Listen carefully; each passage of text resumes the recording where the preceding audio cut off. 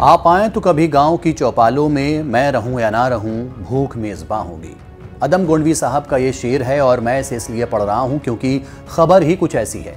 पिछले 5 महीनों से गाजा में जंग जारी है। पहले लोगों ने बमबारी और गोलियों से अपनी जान गंवाई, फिर भूख से मरने की नौबत आई।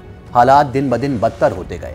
खाने पीने और जरूरी सामानों के लिए लोग तरसने लगे। भुखमरी का आलम तारी हो गया।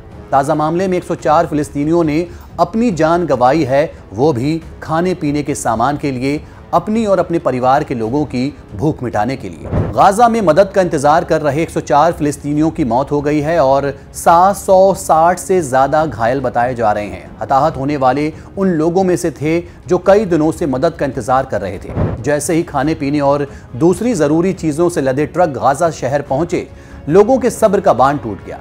हजारों की भीड़ सामान लेने के लिए टूट पड़ी। अफरा तफरी का माहौल हो गया। हालात बेकाबू हो गए। ये सब इजरायली टैंकों की मौजूदगी में हो रहा था।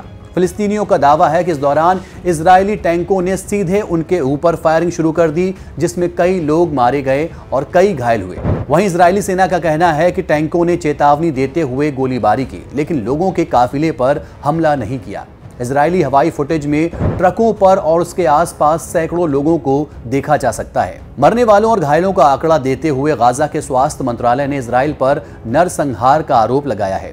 यूएन सिक्योरिटी काउंसिल ने इस घटना पर चर्चा करने के लिए बंद कमरे में एक इमरजेंसी मीटिंग आयोजित की है। फ्रांस ने कहा है कि भोजन पाने की कोशिश कर रहे लोगों पर गोलीबारी गलत थी। वहीं अमेरिकी राष्ट्रपति ने भी इस पर चिंता जताई है। इजरायली अधिकारियों ने स्वीकार किया है कि सैनिकों ने गोलीबारी की है। उन्होंने कहा कि भीड़ से धमकी मिलने के बाद सैनिकों ने गोलीबारी की। इसके साथ ये भी कहा गया कि उनकी गोलीबारी में 10 से ज्यादा लोगों की मौत नहीं हुई है। वहीं स्थानीय समूहों का कहना है कि खाने पीने के सामान पर इजरायल की पाबंदी ने असहनीय हालात पैदा कर दिए हैं, जिसने इस घटना के लिए मंच तैयार कर दिया।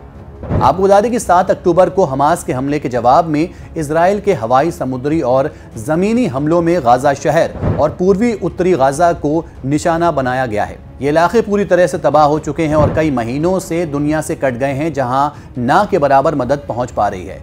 स्वास्थ्य मंत्रालय के मुताबिक जंग में मरने वाले फिलिस्तीनियों की तादाद 30,000 से ज्यादा हो गई है, जबकि 70,457 लोग घायल हुए हैं। हालांकि आंकड़ों में नागरिकों और सैनिकों की तादाद का ब्यौरा नहीं दिया गया है, लेकिन मारे गए लोगों में महिलाओं और बच्चों की तादाद लगभग 2/3 है। संयुक्त राष्ट्र सहायता प्रमुख मार्टिन ग्रिफिथ्स ने कहा है कि गाजा में जिंदगियां भयानक रफ्तार से खत्म हो रही हैं, क्योंकि आधुनिक इतिहास में सबसे विनाशकारी पट्टी पर इजरायल के हमले में मरने वालों की तादाद 30,000 से ज्यादा हो गई है, जिनमें से ज्यादातर महिलाएं और बच्चे हैं। गाजा के 23 लाख फिलिस्तीनियों की 1/4 आबादी भुखमरी का सामना करने को मजबूर है। वहीं एमनेस्टी इंटरनेशनल का कहना है कि उन भयानक रिपोर्टों की फौरन जांच होनी चाहिए कि आज उत्तरी गाजा में खाद्य सहायता पाने की कोशिश करते वक्त कई फिलिस्तीनी मारे गए और घायल हो गए।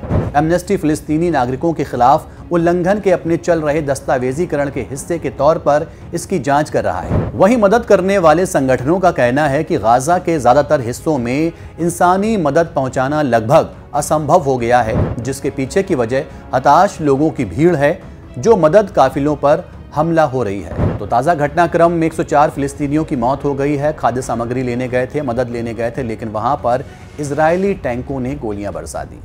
देखते रहिए एनबीटी ऑनलाइन।